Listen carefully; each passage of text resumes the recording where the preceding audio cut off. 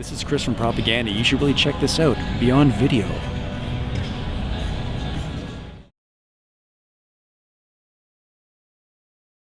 You guys have always had a very pro-vegan stance.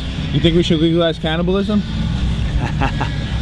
My tongue-in-cheek answer is yes. Somebody came up to you, a fan today, and said if you asked you to recommend them a book that could change their lives, what would you give them?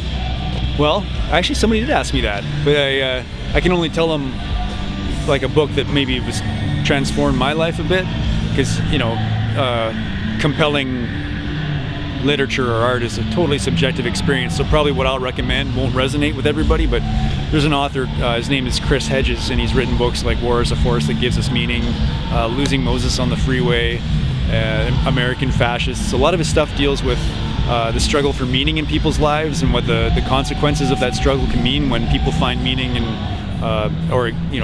extreme meaning in religion or race or patriotism, what it means for larger society. And for me it resonated a lot because I grew up in military culture. My dad was a Cold War fighter pilot.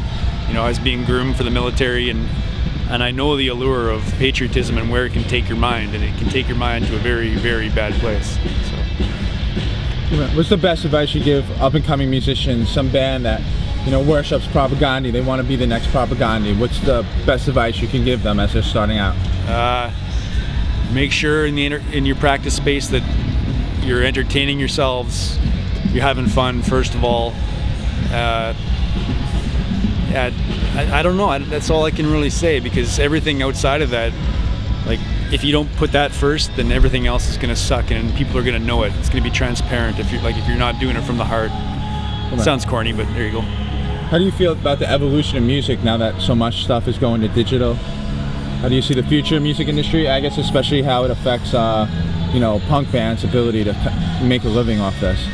Well, I think over the past 20 years, a lot of labels and bands have developed a sense of entitlement about making a living from music.